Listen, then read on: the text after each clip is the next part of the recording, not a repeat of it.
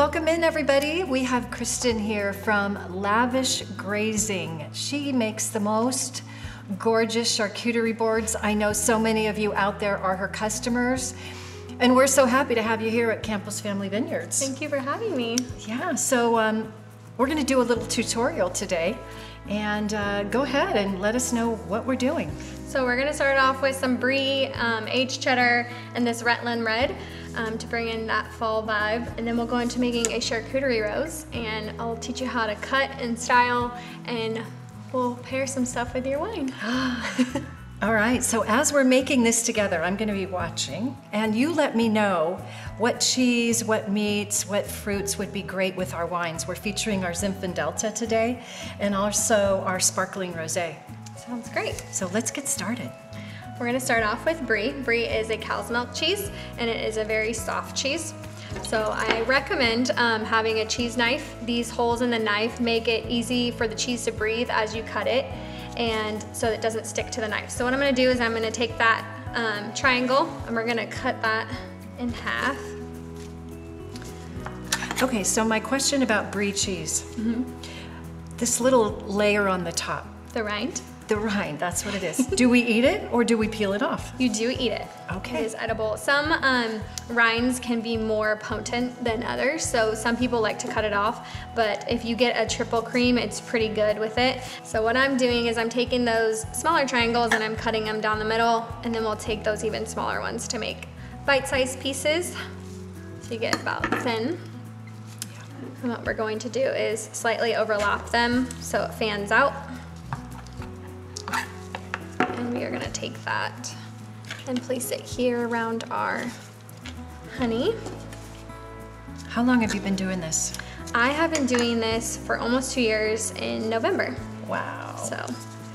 And your business is booming. It definitely is, yeah. Yes. Yeah. So how many days a week are you doing boards? I normally do Thursday through Sunday, and I keep Monday through Wednesday for my corporate orders. So I do a lot of things for bigger companies like Google.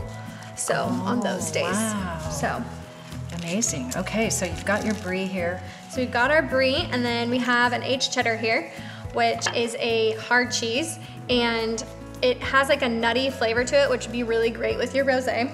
And it's probably one of my favorite cheeses. You can find it at a local Trader Joe's or a Costco. Okay. And it pairs well with pretty much any bubbly. So normally a charcuterie platter would have a like spork on the end of it, and that is actually for hard cheeses like aged cheddar. And what you'll do is you'll just place your knife in the middle of it and kind of twist, and then it gives it that natural crumble effect. A lot of people think it is for grabbing charcuterie off of platters, but it's actually for hard cheddar. Okay, so little bite-sized pieces. So I like to just do little crumble bite-sized pieces and place them in like a little pile. Okay. That people can grab and pair with either a piece of salami and a cracker. So how do you figure out how to place things? Do you have that in your mind, or do you just build as you go? It's kind of a view. Basically, depending on what the board looks like, you always start off with your cheeses and you style them different ways, and you want to always have like soft, semi-firm, and hard cheeses. Okay. And that gives it like a good variety, so you don't just have one texture. And I like to place them throughout the board so it's not all condensed. Yeah. Right. And the colors that you've chosen, oh my gosh. Yes, you always want to choose more colorful things because it gives it that pop. This is the Rutland red, and what I'm going to do is cut from the sides to get this triangle pieces here. So what I'm going to do is I'm going to kind of slightly overlap these to give it kind of different effect here. And then you have a jam. I do have a jam. It is a local cherry habanero, and I like to do a little bit of a spicy jam to offset all of like the more sweet flavors like honey and the fruit and things. So I'm gonna go into making a salami rose. Ooh, this is what we all want to know how to do. How to make the salami rose. So what we're gonna do is we're gonna take these whole round pieces, and I like to use about a 4-ounce container that I like to place around the edges, like slightly overlapping, kind of like this. We're gonna do that around the perimeter. So as we go into doing the center of the rose, what I'm gonna do is take those rounds of salami, we're gonna fold them in half, kind of like a taco. And what we're gonna do is we're gonna roll from one side to the other, really tight, so that center keeps. And then where it stops and overlaps, we're gonna take about 4 more pieces, and we're gonna fold those in half and just slightly overlap. And we're gonna keep doing that with those pieces. Okay, now we see the secret. And then we're just going to place in the middle there. Kind of use our fingertips to open it up for more blooming. Nice. And then we leave it in the cup because we're gonna add everything around that you won't really get to see the cup anymore. Okay, so. Perfect. Then I'm gonna add in some prosciutto here. And that kind of has a salty flavor to that. So yes. What would that be great paired with? It's more of a fattier meat, but it does have that salty flavor.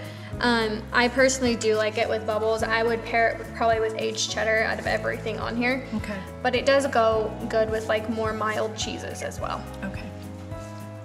So the next thing I'm gonna do is I'm gonna show you a kiwi trick. And I'm gonna take a paring knife, and what we're gonna do is we're gonna cut like little triangles all the way around this kiwi. You can use oranges, you can use apples, you can literally do this. I do this on cantaloupe and watermelons, and then I take them out, take them apart. Look at that. Ta-da! Gorgeous. And then I'll go ahead and place them in different areas to get that pop of color that I want. And then I'll just go ahead and add other fruits and berries. So one of the other wines that we are wanting to talk about in pairing with this is our Zinfindelta. It's our estate Zinfindel. Yeah. It's got a little peppery taste to it. What would you suggest on this that you would pair that with? For a more peppery taste, I would pair it with a manchego and some strawberry to give it that finish. I brought some raspberry chocolates today. Oh, that would be good. And the dark chocolates, and that's a really good pairing as well if you're not just pairing with cheese. So I have to have something with reds. And I recommend dark chocolate. Chocolate's always good with red, yeah. And these cookies, they look like little maple leaves. Yeah, little maple leaves. And those are things that I like to add in for the fall season as well. Okay. They have a good sweet texture and taste to pair with cheeses as well. Wow, it looks gorgeous. Fun.